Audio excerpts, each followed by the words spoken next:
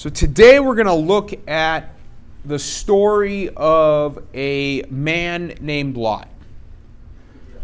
Lot is an interesting and cautionary tale in the Bible.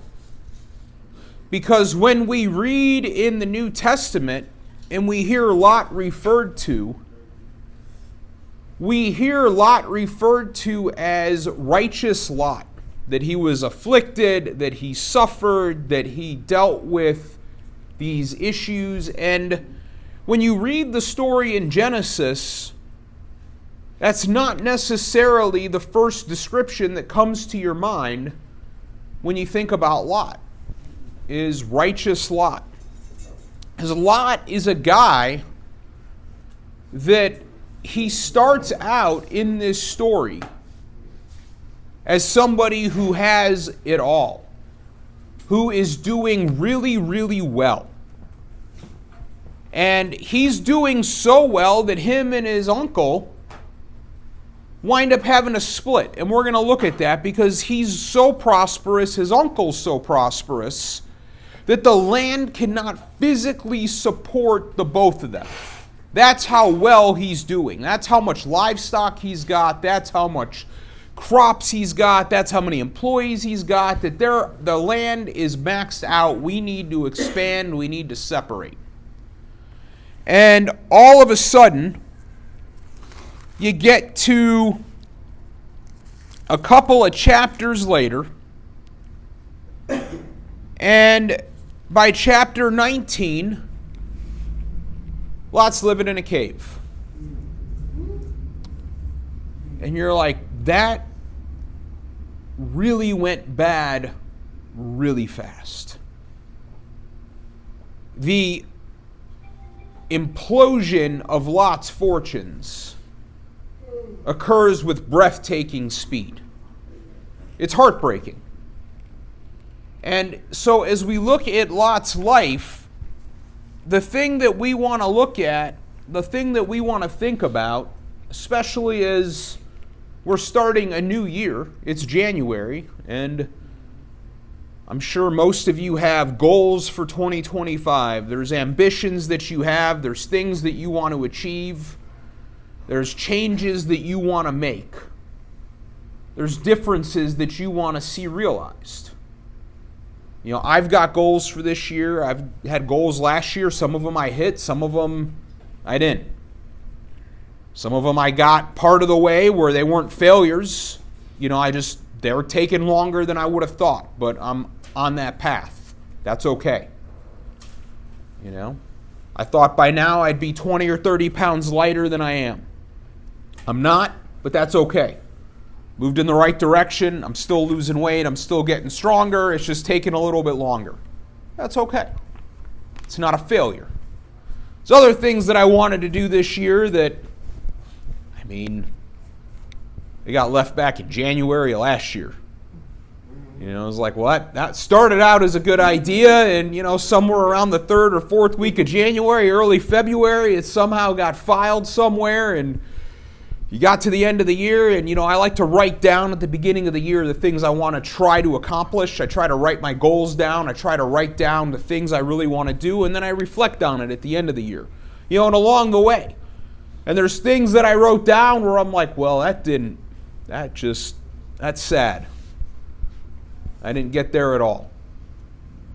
And as I think about those things, as I think about what I accomplished, what I didn't accomplish, what I still want to accomplish, I think about the story a lot in the sense that what you look at, what you focus on, matters. When we look at the story a lot, I want to look at a guy who took his eye away from where it needed to be. And that had consequences. What we put our eyes upon, what we put our mind on, has a tremendous impact for the direction that we go, because ultimately our eyes lead the way. What we look at is the direction that we move. And when we move in that direction, we move towards those things. When you look at things that you know you're not supposed to be looking at, It isn't long before those things begin to manifest in your mind and you begin to fixate on them and you think about them, and before you know it, you're doing them. And it starts with what you look at. Jesus says that the eye is the window to the soul. And, what you look at, if it's darkness, how great is the darkness inside? What we look at matters. What we focus on matters. And I want to compare and contrast Abraham and Lot. So Genesis 13. And we have a dispute going on, starting in verse 7. It says, "And then there was strife between the herdsmen of Abram's livestock and the herdsmen of Lot's livestock. Now the Canaanite and the Perizzite were dwelling then in the land. And then Abraham said to Lot, Please let there be no strife between you and me, nor between my herdsmen and your herdsmen, for we are brothers. Is not the whole land before you? Please separate from me. If to the left, then I will go to the right. Or if to the right, then I will go to the left." And Abram says this as in a place where he had previously built an altar. A place that he had previously dedicated to the Lord. Abram's a guy that's walking with the Lord. And he's trying to make peace. Jesus says what? "Blessed are the peacemakers, for they shall be called the children of God." Abram here is trying to be a peacemaker. He sees fights breaking out between his guys and Lot's guys, between him and Lot, strife building up, and he says, look, I'm not worried about, let's separate, and I'm not worried about what direction I'm going to go in, because I know that the Lord's in control of everything. He doesn't have a fear in the world. He knows that the Lord is with him. But now Lot, he hears this. He hears this suggestion from Abram. But Lot doesn't go to build an altar. Lot doesn't offer a sacrifice. Lot doesn't pray or consult. Lot doesn't think about the decision of where he is going to go from a spiritual perspective. It says that, "And Lot lifted up his eyes and saw the valley of the Jordan." He's not praying. He's not worshiping. He's looking around. He's doing what we would do in our flesh. He's doing what we do when we think about things from a human perspective. He's evaluating his decision based on the lay of the real estate, without factoring in anything else other than what his eyes, his flesh, sees in front of him. And he looks at the valley of the Jordan, and that it was well watered everywhere. This was before the Lord destroyed Sodom and Gomorrah. Like the garden of the Lord, like the land of Egypt, as you go to Zoar. So Lot chose for himself all the valley of the Jordan. And Lot journeyed eastward, and thus they separated from each other. Lot looks at the water. He looks at the crops. This is a flush, fertile, ideal agricultural area. It compares it to Egypt, which was the breadbasket of the area back then. Still is to a certain extent today. They have the Nile. It runs through. It doesn't flood like it used to because they dammed it up for electricity. But back before they dammed it up in the 20th century, the Nile would flood every year. And all of that would overrun like the Mississippi floods every year. And that area would get all of that silt and fertilizer and all of that water and nutrition, and it would land on the ground, and then the soil there would just be great for farming. And it's part of why when you go over to the other side of the river from Mississippi, when you leave Memphis, we're on the bluff, we're on the high side, and the soil here has got a lot of clay in it. You know, if you try to dig around here, there's a lot of clay in the soil. It's hard to dig. The soil's not really great for agriculture. I mean, it's okay, but you don't really think about lush farmland when you think about the greater Memphis area. I mean, you can grow stuff here, but it's not amazing. We don't have cornfields as far as the eye can see like Indiana or Iowa. There's not soybeans everywhere. But as soon as you go over the other side to Arkansas where the floods would go that way, you got black dirt farms over there. You got good soil over there. Like clay. Yeah.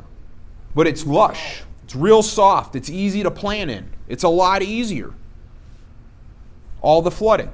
It's the same thing that the way Egypt was back then, and that's what it's comparing it to. It's this lush valley. These guys are farmers, and they got livestock. They got crops.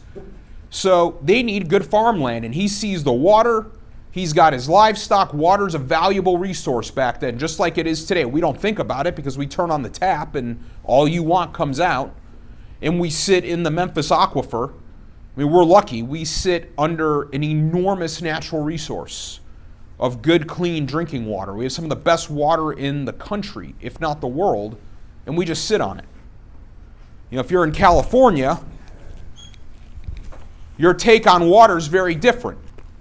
And that's what happens when you decide to build in a desert. Water was valuable there.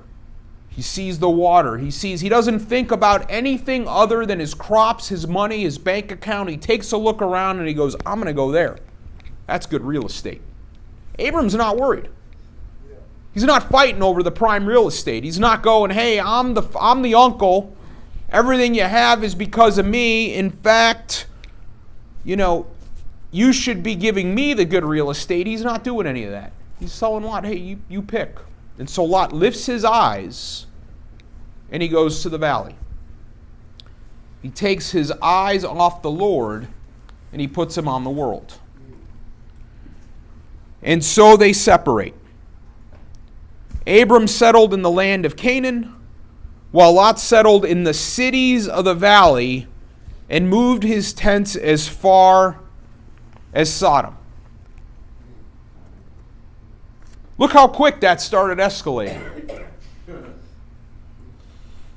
A verse ago, he's looking at the valley. A verse ago, he's just looking at the valley going, I'm going to settle there and I'm going to have my livestock there. And they separate. Then all of a sudden, he's in the cities of the valley, the little cities. Then it goes one step further and says that he moved his tent as far as Sodom, which was the big city in the area. There were a lot of little cities, and Sodom was the big city. So now he's moved out of the real rural area. He's moved into town. And now he's moved all the way to downtown. Now he's settled by Sodom. He likes the action. And the next verse says, now the men of Sodom were wicked, exceedingly, and sinners against the Lord. His eye is off of what it should be off of. And now he has pitched his tent at the city of Sodom, a wicked place. And then there is this war that happens, this sort of side story in chapter 14 where Sodom gets invaded by this other group of kings, and there's this war between these kings, and Abram launches an army, rescues his nephew, rescues all of his possessions and his households, and restores them all, and restores the king of Sodom. And there's this whole story with Melchizedek that is really cool as a side story. We're going to skip all that. And then Abram gets a promise. And he knows what he is going to do. And then there is a covenant that is implemented. And Sarah is tested. And Abraham's faith is tested. All of that happens. Now you would think Lot, he goes to Sodom. He winds up by these wicked people. Winds up in the middle of a war. Winds up getting captured, winds up having to have his uncle rescue him. that might be an indication that you need to relocate or choose a different path, or like, hey man, you dodged a bullet here. Maybe you should be thinking about what you're doing. We all have moments like that, right? Where we come real close to, we make a bad choice, but we dodge the worst of the consequences.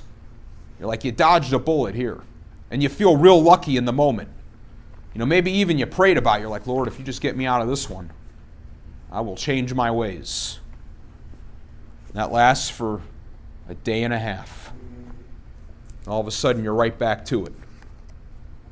Fades. The miracle fades.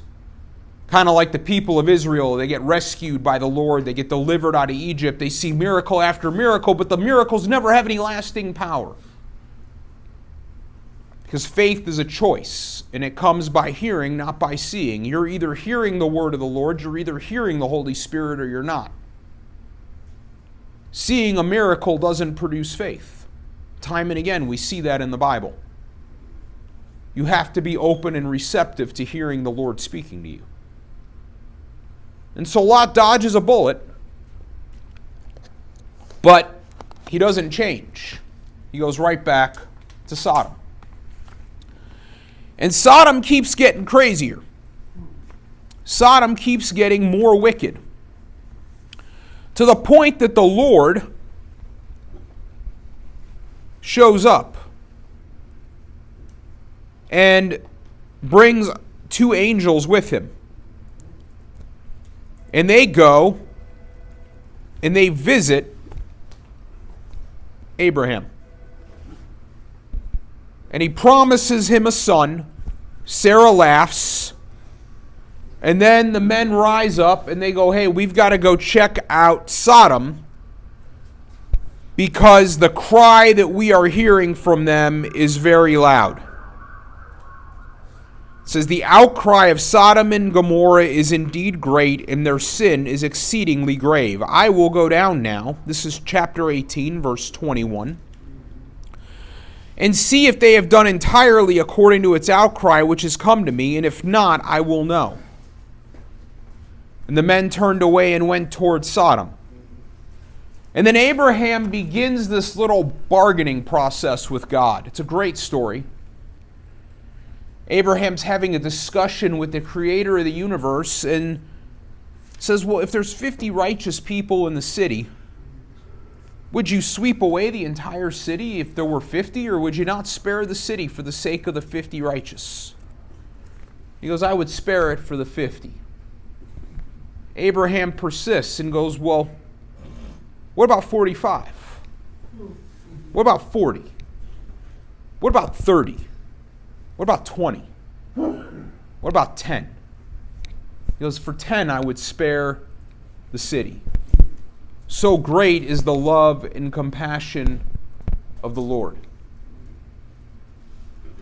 And Abraham must have surely thought, Lot, his wife, he's got 2 daughters. They're both engaged to be married. We got 6. Surely there's got to be 4 other people in town that are righteous, right? He's bartered them all the way down to 10, and he's like, I'm more than 50% of the way there. I know I got 60% of the number covered. Like, he's probably thinking in his mind, I've rescued Sodom and Gomorrah. I've rescued it. We don't have to worry. Lot's good. His wife's good. Little did he know that there actually was nobody righteous in that town except for Lot and his family. He just didn't barter down far enough. He went all the way to 10 and stopped. So he says, for the sake of 10, I would spare the city. Chapter 19. Now the 2 angels came to Sodom in the evening as Lot was sitting in the gate of Sodom. He started in the valley. He started not there. He looked at the valley. Then he went from the valley to the cities.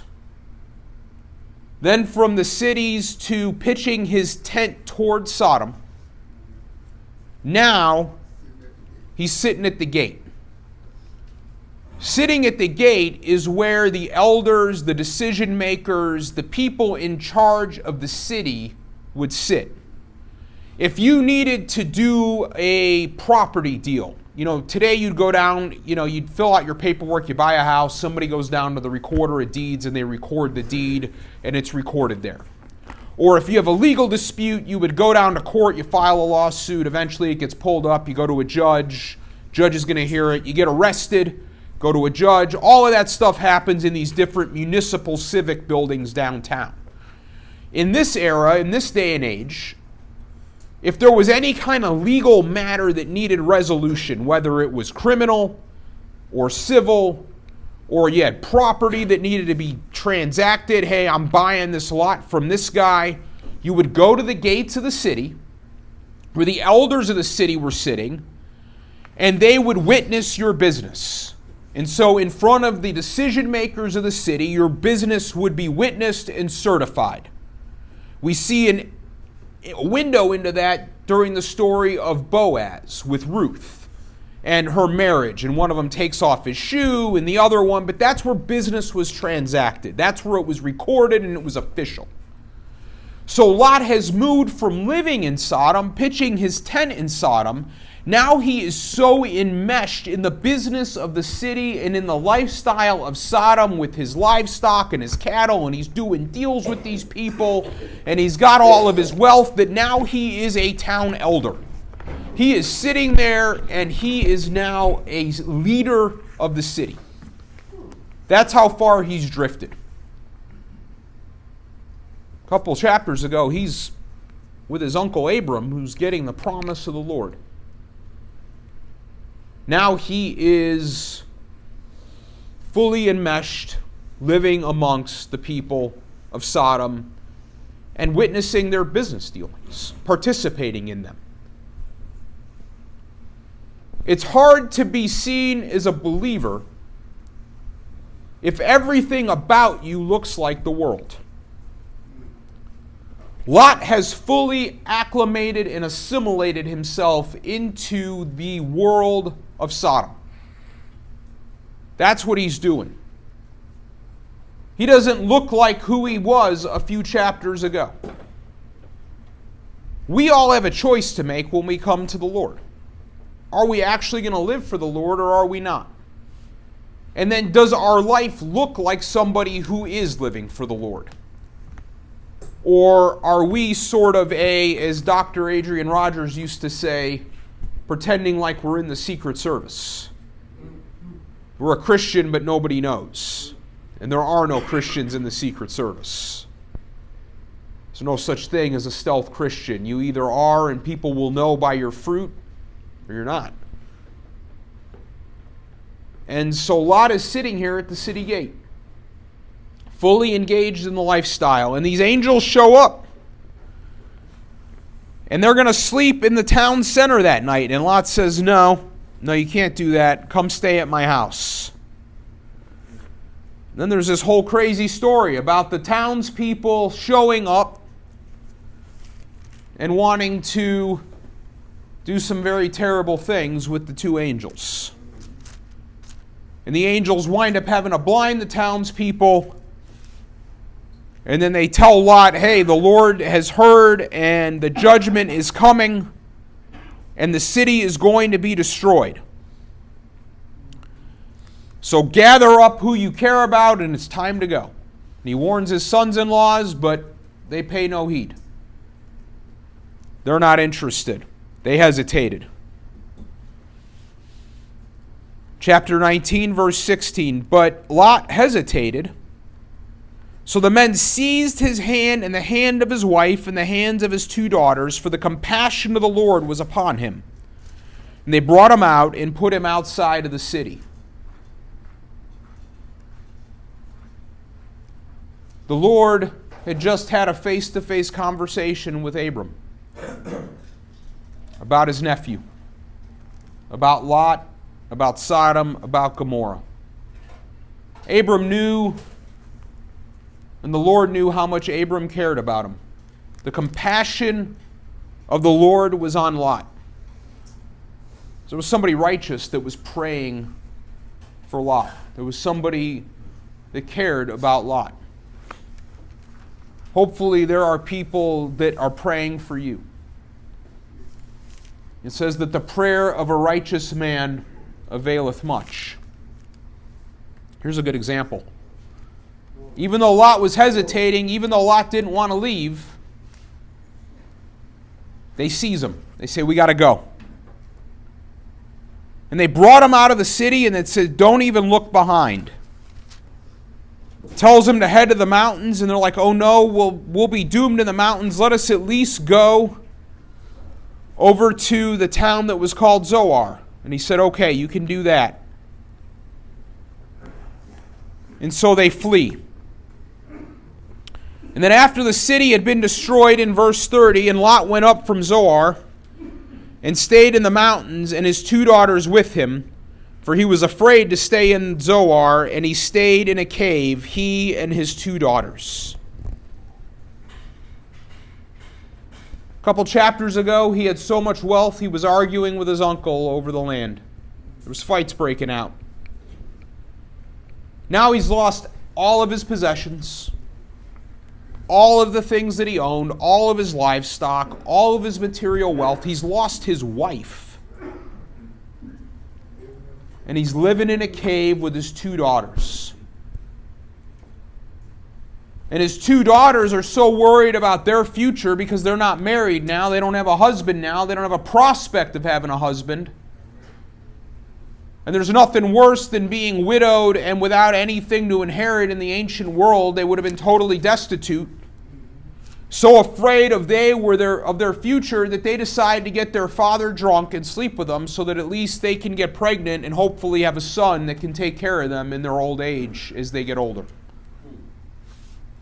That's how far Lot has fallen.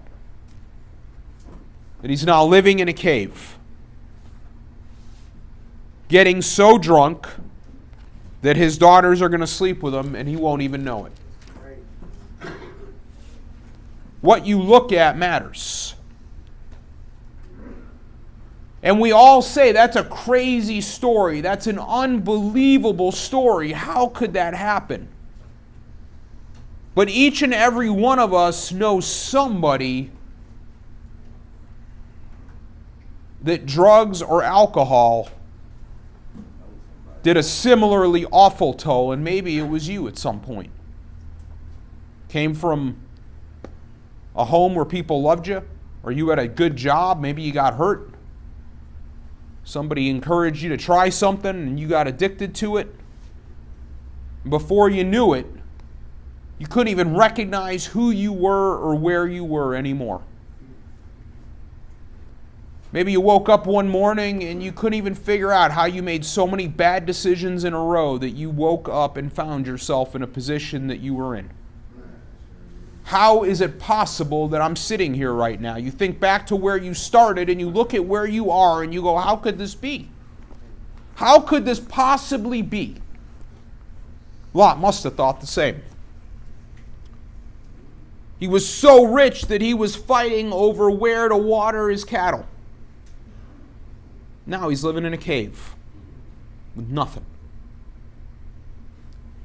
What you look at, what you pursue matters. Who you spend time with matters. Bad company corrupts good character. Lot started spending his time around bad people. Pitched his tent towards Sodom, where it was exceedingly wicked. The result was awful. Satan is going to encourage you to make decisions that look appealing from the outside. He's going to tempt you and entice you with things that look really good, like the valley of the Jordan. Lush and fertile and ideal for managing everything that you got coming at you. But look out, because that valley might actually be a barren cave. You just don't see the back end of it yet. Abram wasn't worried because he was praying and he knew that the Lord would direct his path. Didn't matter what direction he went in as long as the Lord pointed him there. He didn't have to see it to know that the Lord would provide it. Because he lived by faith. It says, and he believed God and it was counted to him as righteousness.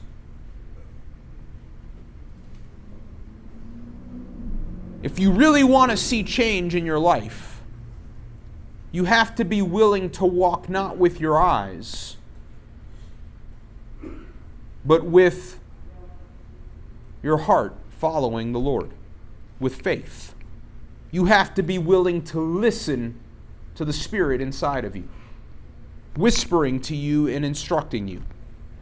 Because the Lord tells you what to do. And every time you think back to a bad decision you've made, somewhere in the back of your mind you've known you weren't supposed to do that, but you wanted to do it anyway. You wanted to do it anyway. Don't do that. That voice is speaking to you for a reason. That voice is speaking to you because that voice doesn't want to see you in the cave. That voice doesn't want to see you broke and destitute and sad and without. That voice is the word of the Lord speaking to you and wanting good things for your life. Things that you can't even see yet. But you have to have the faith to trust in the Lord and not look at the valley that's in front of you. Let's pray. Almighty Father, Heavenly King, Lord, thank you for tonight. Father, I just pray for these men. I pray that you would be with them, that you would guide them, that you would fill them with your Spirit, Lord, that you would give them the wisdom and the discernment to make good choices, Lord, that they would seek you first above all else, that they wouldn't worry about what the world tells them, about what their logical mind tells them, about what they think they need to do because it's what makes sense. Instead, Lord, I pray that they would seek you in every decision, and the only thing that they would be concerned about is what you tell them, whether it makes sense to them or not. Because so often, Lord, what you command us to do is something that we cannot understand. Because your ways are not our ways, and your thoughts are not our thoughts. For as high as the heavens are from the earth, so is the distance between our thoughts and yours, Father. Lord, I pray that if there is someone here tonight who doesn't know you, that tonight would be the night, Lord, that they decide to meet and surrender to you. That as we have our heads bowed, they would just pray to you and go, Dear Lord, I am a sinner, and I have been living in rebellion. I've been doing what I want to do instead of what you tell me I should do. And so tonight, Lord, I'm asking you to forgive me. God, your word says that you sent your son Jesus to live a perfect life for me and to die as a sacrifice for me, to pay my sin debt, Lord. And that after he died on a cross, he rose again from the dead, and that he is alive and that he reigns forevermore. So tonight, Lord, I surrender to you. I acknowledge your son Jesus as the Savior of my life, as the King of Kings and the Lord of Lords. And I give you my life. Lord, I don't even know where to begin, but I'm ready to listen and to obey. Just point the way. Lord, I just pray that you would watch over these men, that you would make your face shine upon them, that you would bless them, that you would be gracious unto them, that you would lift up your countenance upon them, Lord. Almighty Father, Heavenly King, Lord, it is in the matchless name of Yeshua, Messiah Jesus, I pray. Amen.